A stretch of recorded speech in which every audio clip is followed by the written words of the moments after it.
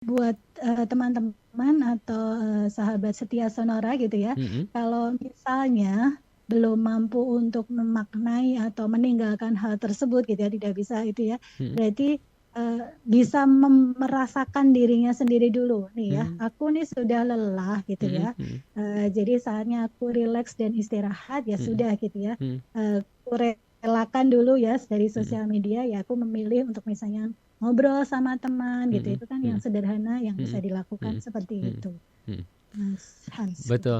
Mbak Ning sih ini juga beberapa kasus kalau kita ngomongin soal sosial mediahan seringkali temukan alasan mereka terus berselancar di sosial media adalah karena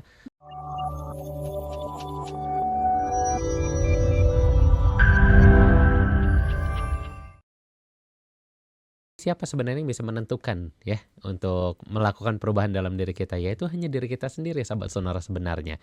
Tapi juga beberapa orang memang tidak memiliki kemampuan ini Mbak Ningsih ya.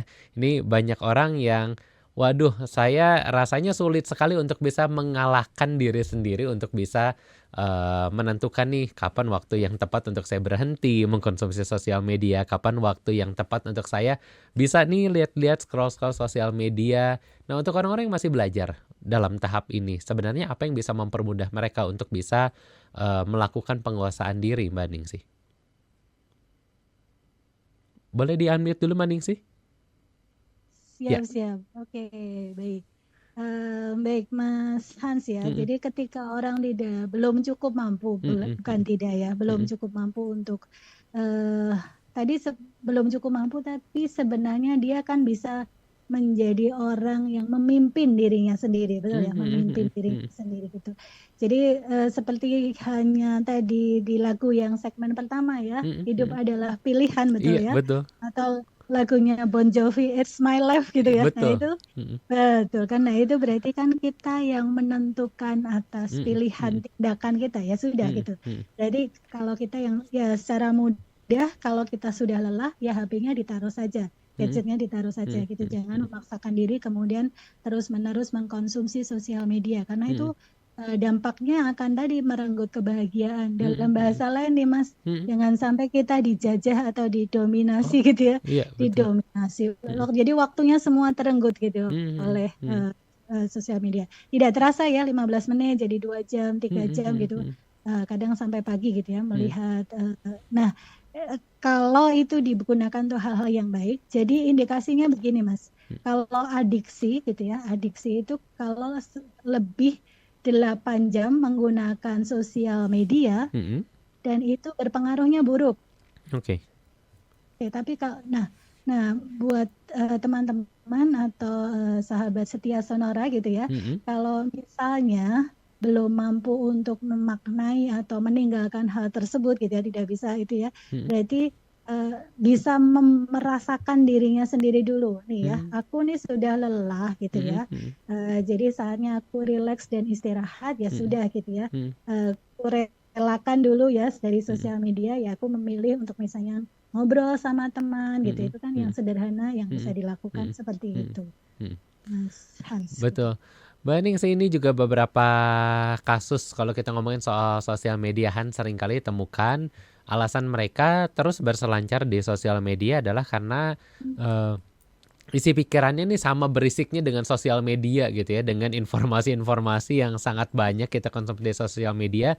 Makanya mereka pilih ya udah deh mending sosial medianya yang berisik, akhirnya eh, too much information yang mereka dapatkan dari sosial media, bahkan berita-berita negatif juga kan sekarang banyak sekali begitu ya, mending sih di sosial media berita soal penyiksaan, berita soal pengkhianatan di sosial media ini sangat banyak dan sedikit banyak pasti berpengaruh pada perasaan kita, pada pola pikir kita.